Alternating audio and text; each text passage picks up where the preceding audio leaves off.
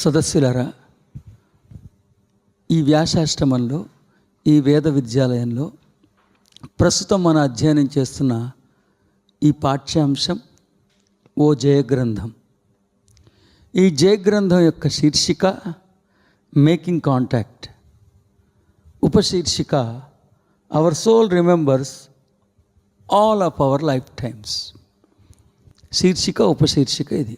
ఈ గ్రంథం పరిమాణం చాలా చాలా పరిమితమైనది, కానీ దీని పరిణామం లఘు పరిమాణం కలిగిన ఈ గ్రంథం యొక్క పరిణామం విశేషంగా ఉంటుంది అనేది నన్ను నమ్మండి.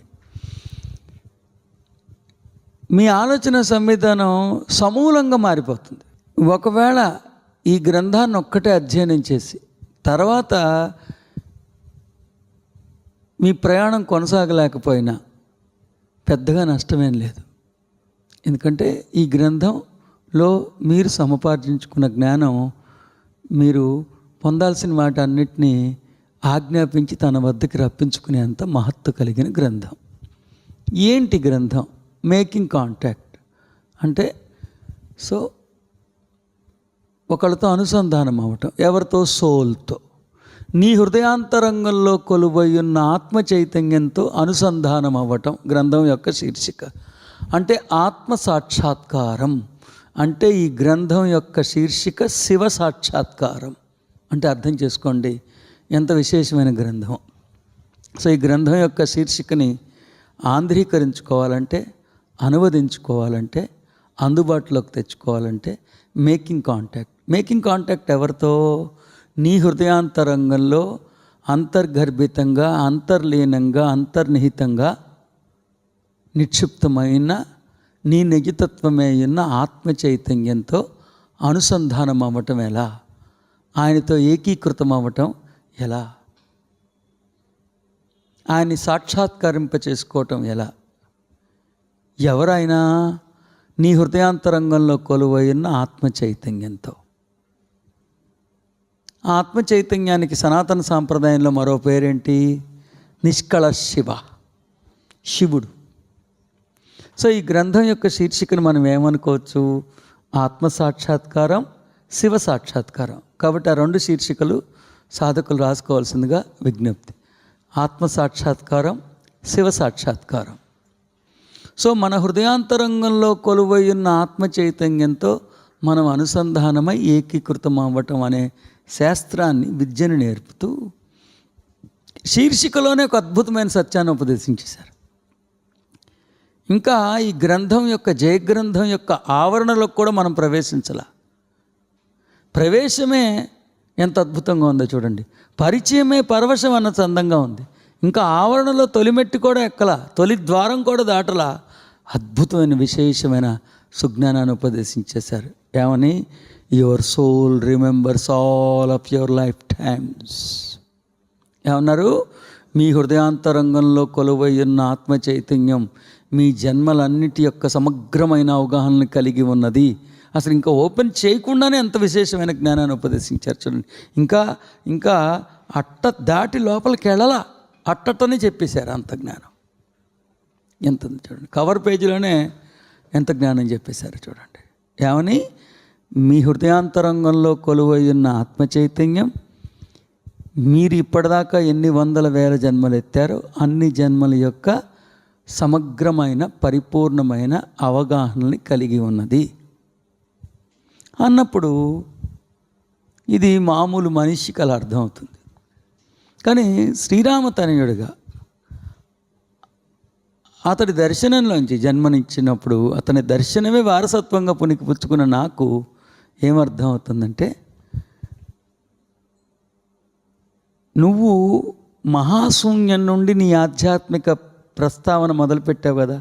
నీ ఆధ్యాత్మిక మహాప్రస్థానం అక్కడి నుంచి మొదలైంది కదా. నీ ప్రస్తావన ఎప్పుడు మొదలైందో అప్పటి నుంచి ప్రస్థానం మొదలైంది.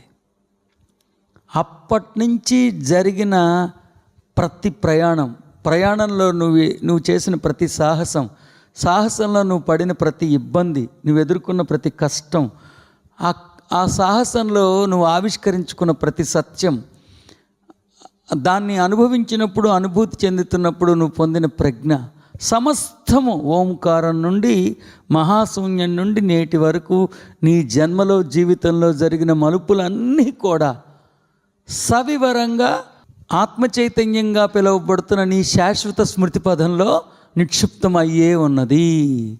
సో కేవలం శూన్యం మాత్రమే విరాజిల్లుతున్న ఆ తొలినాళ్లలో, కేవలం శూన్యం మాత్రమే విరాజిల్లుతున్న ఆ తొలినాళ్లలో తొలి అంకురార్పణ మీరు చేసినప్పటి నుండి నేటి వరకు మీరు చేసిన ఆధ్యాత్మిక మహాప్రస్థానమంతా, ఆ ప్రస్థానంలో మీరు ఎదుర్కొన్న సాహసాలన్నీ, ఆ సాహసాల్లో మీరు సాధించిన ఆవిష్కరణలన్నీ, అవి ఆవిష్కరించిన తర్వాత వాటిని ఆచరించడంలో మీరు సృష్టించిన సృష్టినంతా, ఆ సృష్టించిన సృష్టిని మీరు అనుభవించినప్పుడు మీరు పొందిన ప్రజ్ఞనంతా మీ హృదయాంతరంగంలో కొలువైన ఆత్మ చైతన్యంలో విశేష రూపంలో పొందుపరచబడి ఉన్నది, పదిలపరచబడి ఉన్నది అన్నది గ్రంథం యొక్క ఇంకా ఆవరణలోకి ప్రవేశించకముందే అంత సుజ్ఞానాన్ని ఉపదేశించబోతున్నారు. సో ఈ గ్రంథం మరింత విపులంగా, వివరంగా చెప్పడం జరుగుతుంది. ఈ గ్రంథం యొక్క సమగ్రమైన అవగాహనని మనం సుసంపన్నం చేసుకుంటున్నాం. సో గ్రంథం యొక్క శీర్షిక శివ సాక్షాత్కారం. సో ఉపశీర్షిక ఏంటి? నా హృదయాంతరంగంలో కొలువై ఉన్న ఆత్మ చైతన్యం నా జీవితం యొక్క మహాప్రస్థానంలో ప్రతి అంశాన్ని, అంటే శ్రీ నుండి ఇతి శ్రీ దాకా, శూన్యం నుండి నేటి దాకా నా ప్రయాణంలో జరిగిన ప్రతి మలుపులో పొందిన ప్రతి జ్ఞానాన్ని పదిలిపరుచుకునే ఉన్నది అనేది తెలుసుకోండి. ఇప్పుడు ఒక్కసారి మీ ఆత్మతో మీరు అనుసంధానం అయితే ఆత్మకు అసాధ్యమే ఉంటుంది. అలాగే ఒక్కసారి ఆలోచించండి, ఇప్పటిదాకా ఈ దేహ మాధ్యమాన్ని మీలో ఉన్న అసురుడు, అప్పుడప్పుడు మీలో ఉన్న పాత్ర, అప్పుడప్పుడు అరుదుగా మీలో ఉన్న జీవాత్మ వినియోగించుకుంటున్నది. అలాంటి మానసిక, మస్తిష్క, శారీరక క్షేత్రాలని మీలో ఉన్న మహాశివుడు వినియోగించుకొని ఆరంభిస్తే ఆ శివ తాండవం, ఆ శివ వ్యక్తీకరణ, ఆ శివుని వైభవపేతమైన శివ తాండవం ఎంత మధురంగా ఉంటుందో ఆలోచించండి. శివుడి యొక్క ఆజ్ఞకు అనుసారంగా, శివుడి యొక్క ఆజ్ఞకి అనుకూలంగా, ఆజ్ఞానుసారం మనసు, బుద్ధి, శరీరం వ్యవహరించడమే కదా శివతాండవం అంటే. శివుని యొక్క ఆజ్ఞానుసారం మనసు, బుద్ధి వ్యవహరించడమే కదా శివతాండవం అంటే. ఆ శివ సాక్షాత్కారం మీ అందరూ పొందాలని, మీ అందరి జీవితంలో ఆ పరిమళాలు, ఆ పరిమళాత్మకమైన ప్రజ్ఞా సుగంధాలు విశేషంగా జరగాలని, మీకు ఉపదేశించే జ్ఞానం మీ జీవితాల్లో చెరగని ఒక చిక్కని ముద్ర వేయాలని ఆశిస్తూ మరింత సుజ్ఞానాన్ని సుసంపన్నం చేసుకుందాం. శుభం. జయోస్తు. Making contact, our soul remembers all of our life times. ఇది ఎంత శ్రద్ధగా అధ్యయనం చేస్తే ఉపదేశించబడుతున్న ప్రతి సుశబ్దం ఓ శ్లోకంగా, ఓ గీతాశాస్త్రంగా, ఓ ఉపనిషత్తుగా, ఓ ఉపదేశామృతంగా భావించినప్పుడు వాళ్ళకే దీనివలన పొందాల్సిన లబ్ధి పొందటం జరుగుతుంది. మేకింగ్ కాంటాక్ట్ అన్న శీర్షికని మనం అధ్యయనం చేస్తే మన హృదయంలోనే కేంద్ర బిందువుగా భాసిల్లుతున్న ఆత్మ చైతన్యంతో అనుసంధానం అవ్వగలిగే ఒక శాస్త్రాన్ని ఈ గ్రంథంలో పొందుపరచబడింది. ఒక శాస్త్రాన్ని, ఒక విద్యని ఈ గ్రంథంలో శ్రీరామచంద్రుడు ఉపదేశించారు. మరొకసారి చెప్తున్నా, మేకింగ్ కాంటాక్ట్ అన్న శీర్షిక దర్శించినప్పుడు నాలో స్ఫురించిన భావుకత మీతో పంచుకోవడం జరుగుతున్నది. మేకింగ్ కాంటాక్ట్ అంటే మన హృదయంలోనే కేంద్ర బిందువుగా భాసిల్లుతున్న జ్ఞాన ప్రసార ప్రదాత అయిన ఆత్మ చైతన్యంతో అనుసంధానం అవ్వటానికి దోహదపడే విద్యని, ఆ శాస్త్రాన్ని, ఆ ఆధ్యాత్మ శాస్త్రాన్ని ఉపదేశించడం జరిగింది. తర్వాత ఆత్మ చైతన్యాన్నే మహాశివుడు, ఆత్మ చైతన్యాన్నే మహాశివుడు అని సనాతన సాంప్రదాయం నామాంతరం గావించింది. అందుకని లింగ స్వరూపం అంటారు.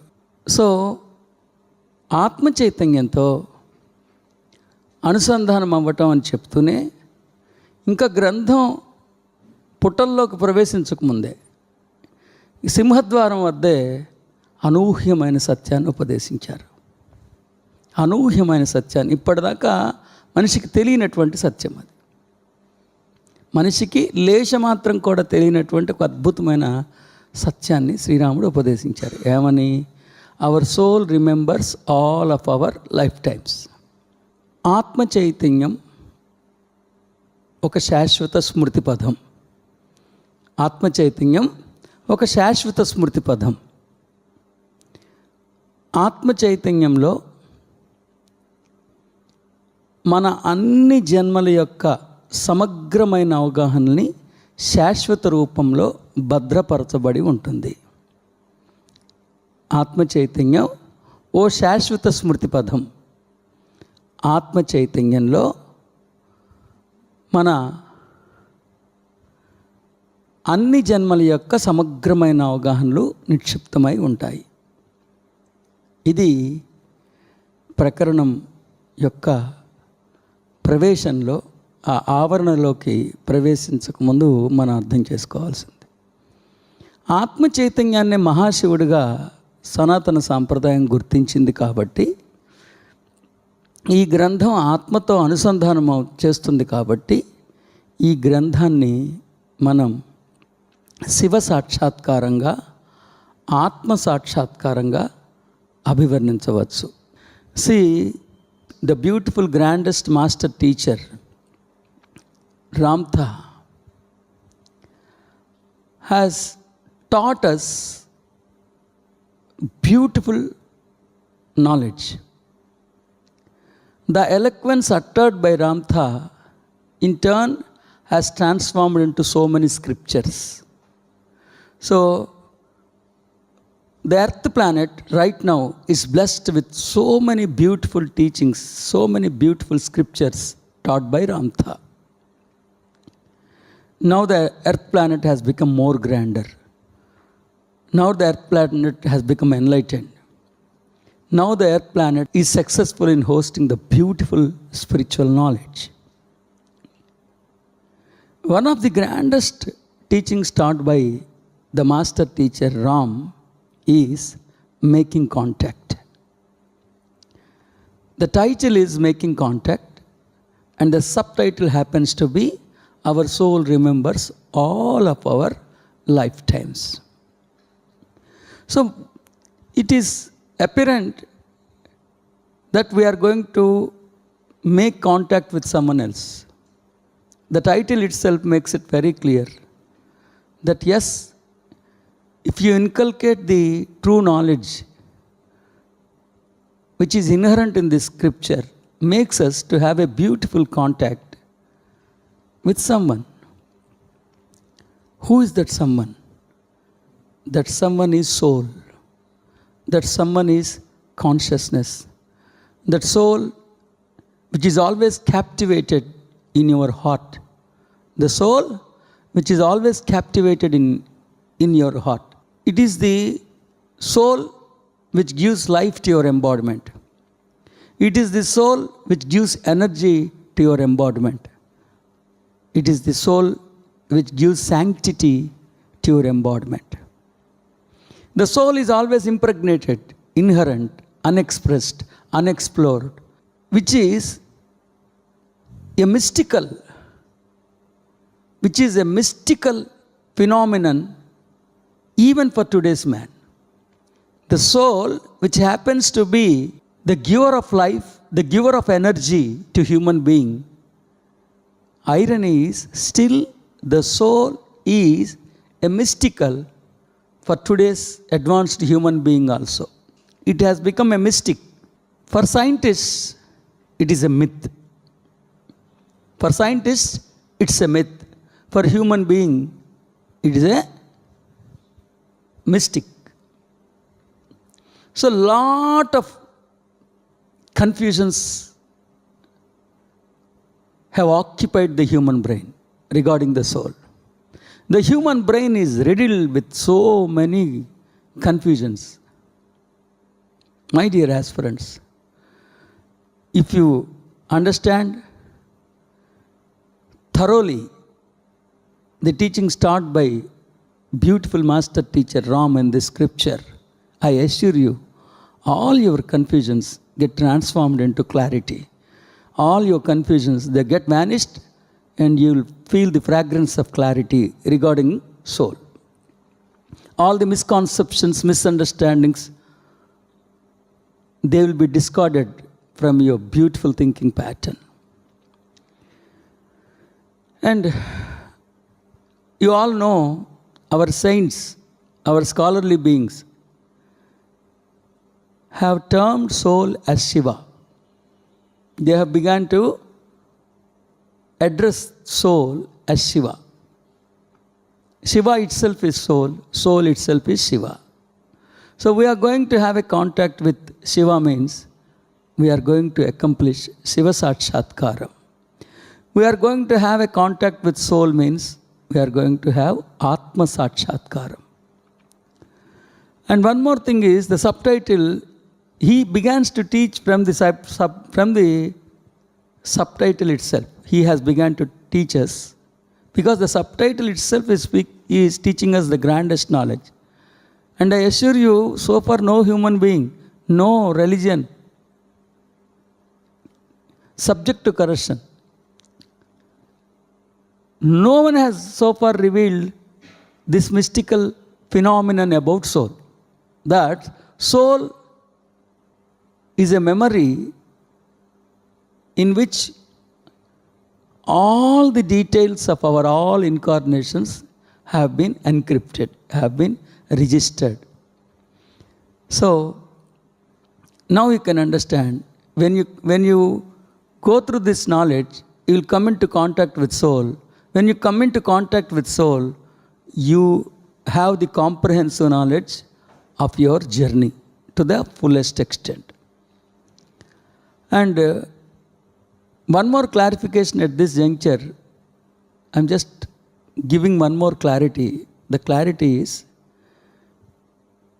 what is all incarnation? All of our lifetimes means it cannot be limited to incarnations. It cannot be limited to human forms. Our life has started, life forms means Omkaram is one life form, seventh consciousness is one life form, sixth consciousness is one life form, fifth consciousness is one life form. Please do not misunderstand that as if the soul only remembers the human incarnations or the incarnations which have happened on this terra. It is again a mistake. You have got to understand the insight of this beautiful teaching. Life forms means life form. Omkaram is a life form. Seventh consciousness is a life form. Fifth consciousness is a life form. Voidness is again a life form. But of course, in an unexplored manner. That's it. So now you have got to realize that soul has a detailed record from the voidness, the adventures adventured by you, and the suffering suffered by you, and the beautiful knowledge accomplished by you, which is called as consciousness. And the beautiful creation created by you with the help of consciousness, and the wisdom gained by you by creating, by experiencing what you have created. So, I mean to say, each and every single detail each and every single aspect of your journey is very much captivated within the soul in a linear pattern. In a linear pattern. That is the introduction of this grandest beautiful scripture. ఇక మనం అర్థం చేసుకోవాల్సింది ఏంటంటే శివ సాక్షాత్కారం అన్ని జన్మల యొక్క సమగ్రమైన అవగాహనలో మీ ఆత్మ చైతన్యంగా పిలువబడుతున్న శాశ్వత స్మృతి పదంలో శాశ్వత రూపంలో భద్రపరచబడి ఉన్నాయి అన్నప్పుడు కేవలం భూతలం మీద మన ప్రయాణం మాత్రమే కాదు, భూతలం మీద మనం చేసిన సాహసాలు మాత్రమే కాదు, మానవాకృతిలో మనం చేసిన సాహసాలు మాత్రమే కాదు, మహాశూన్యం నుండి, ఎందుకంటే లైఫ్ ఫామ్స్ అన్నారు, అంటే జీవితం యొక్క స్వరూపాలు. జీవితం, లైఫ్ అంటే జీవితం, ఫామ్స్ అంటే స్వరూపాలు. సో జీవితం ఎక్కడి నుంచి మొదలైంది? మహాశూన్యం నుండి మొదలైంది. కోర్స్ మహాశూన్యంలో ఉన్న జీవితం అవ్యక్తంగా ఉన్నది, అక్కడి నుంచి వ్యక్తం అవటం మొదలైంది. సో మన ఆధ్యాత్మిక ప్రయాణం అన్నప్పుడు, మన జీవితం యొక్క సమగ్రమైన అవగాహనలు అన్నప్పుడు కేవలం మానవాకృతిలో భూ ఉపరితలం మీద చరించిన జన్మల గురించి కాదని అర్థం చేసుకోవాలి. మహాశూన్యం నుండి మన మహాప్రస్థానం అంకురార్పణ జరిగింది. మహాశూన్యం నుండి మన మహాప్రస్థానానికి అంకురార్పణ జరిగింది. అక్కడి నుండి మనం చేసిన ప్రతి సాహసాలు, మనం చేసిన మహాప్రస్థానం, ప్రస్థానంలో మనం చేసిన సాహసాల్లో మనం ఎదుర్కొన్న ఎదురీతలు, మనం ఆ సాహసాల వలన సముపార్జించుకున్న జ్ఞానం, ఆ జ్ఞానంతో మనం సృష్టించిన సృష్టి, ఆ సృష్టిని అనుభవించినప్పుడు మనం సముపార్జించుకున్న ప్రజ్ఞ, మనం చేసిన సంస్కరణలు, మన పూర్వత్రాలన్నీ కూడా చాలా విపులంగా ఒక నియతి ప్రకారం ఈ ఆత్మ చైతన్యంలో శాశ్వత రూపంలో భద్రపరచబడి ఉన్నాయి అనేది మొదటిగా మీరు వాళ్ళ రోజు తెలుసుకోవాల్సిన అంశం. జస్ట్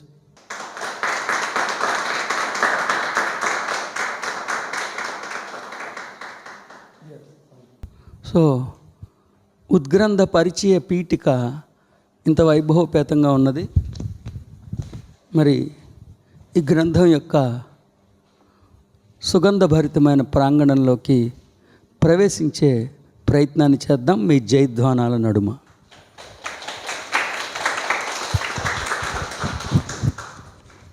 సో మొట్టమొదటి ప్రకరణం యొక్క శీర్షిక మనం గ్రంథస్థం చేసుకుందాం.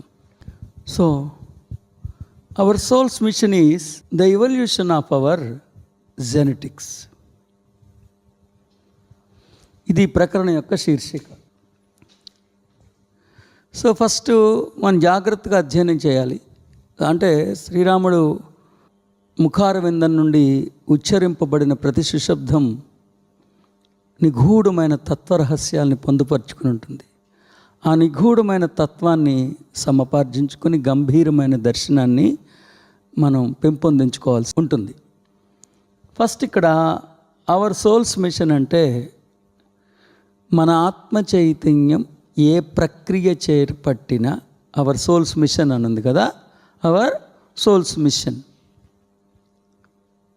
మన ఆత్మ చైతన్యం ఏ ప్రక్రియని చేపట్టినా ఓ నిర్దిష్టమైన ఆధ్యాత్మిక పరమైన లక్ష్యంతోనే చేపడుతుంది. అది భూతలానికి విచ్చేసిన, మరో తలానికి విచ్చేసిన, తన స్వస్థలంలోనే ఉపస్థితమై ఉన్న ఆత్మ చైతన్యం నిర్వహించిన ప్రతి ప్రక్రియ వెనుక ఓ నిర్దిష్టమైన ప్రణాళిక పొసిగి ఉంటుంది. యాదృచ్ఛికంగా లేకపోతే ఓ లక్ష్యం లేకుండా ఆత్మ చైతన్యం ఏ పని చేయదు, ఏ ప్రక్రియ చేపట్టదు.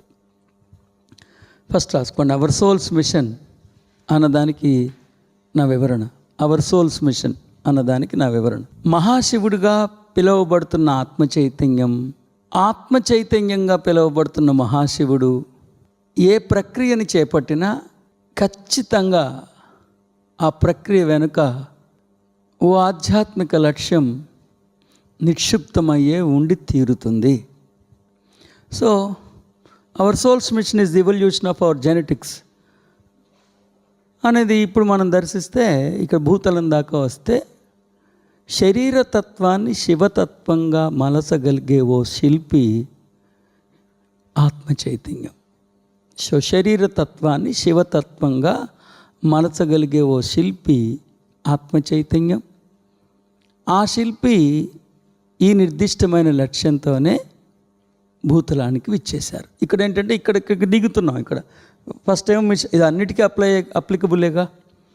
ఆత్మ చైతన్యం భూతలానికి వచ్చినప్పుడు మాత్రమే అనేది అనుకోక్కర్లేదుగా. సో ఆత్మ చైతన్యం ఏ తలంలో విహరించినా, ఏ లోకంలో విహరించినా ఓ నిర్దిష్టమైన ఆధ్యాత్మిక లక్ష్యం ఖచ్చితంగా వెనక ఉండి ఉంటుంది. మరి ఇక్కడ భూతలానికి వచ్చేసాం. Our souls mission is the evolution of our genetics. శరీరతత్వాన్ని శివతత్వంగా మలచగలిగే మహాశిల్పి ఆత్మ చైతన్యం. సరిగ్గా ఆ నిర్దిష్టమైన లక్ష్యంతోనే మహాశివుడు భూతలానికి విచ్చేశాడు అని రాసుకోండి. ఇప్పుడు మొత్తానికి చెప్తున్నా, our souls mission is the evolution of our genetics అన్న శీర్షిక మొత్తానికి చెప్తున్నా. ఫస్ట్ ఏమో అవర్ సోల్స్ మిషన్కి ఒక్కదానికి చెప్పా, కింద రాసుకోండి, మొత్తం రాసేసుకోండి. శరీరతత్వాన్ని శివతత్వంగా మలచగలిగే ఓ మహాశిల్పి ఆత్మ చైతన్యం. ఆ నిర్దిష్టమైన ఆధ్యాత్మిక లక్ష్యాన్ని నెరవేర్చడానికే మహాశివుడు ఈ భూతల యాత్రకి అంకురార్పణ జరిపాడు. So my dear aspirants, so first of all I'm explaining our souls mission is the evolution of our genetics. It is the title. So let me explain this title. So the moment you happen to see the grandest eloquence, our soul's mission, you should be reminded of the truth that whatever might be the performance or the action of the soul, it is always doing that act, performing that act with a specific spiritual target.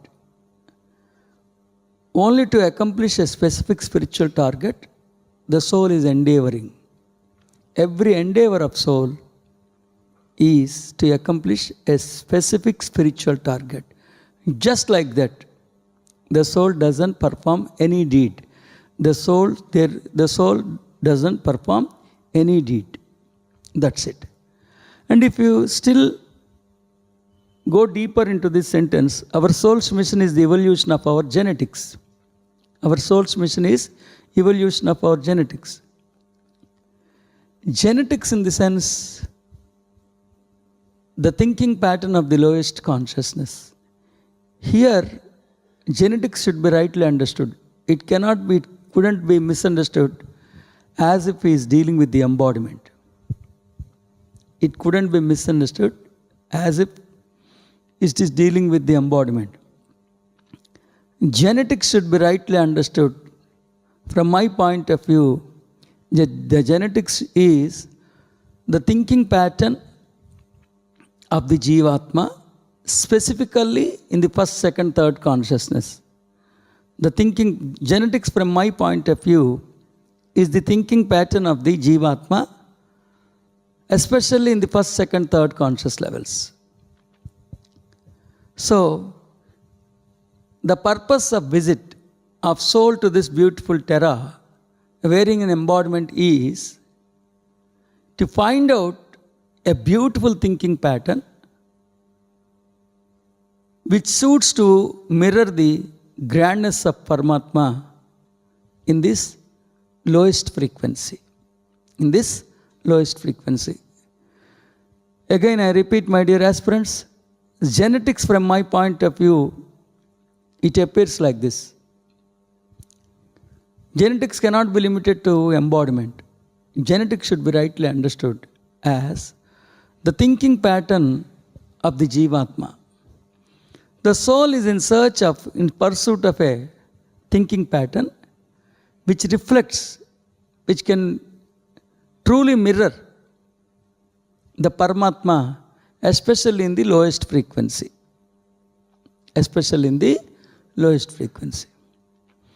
సదస్సులారా,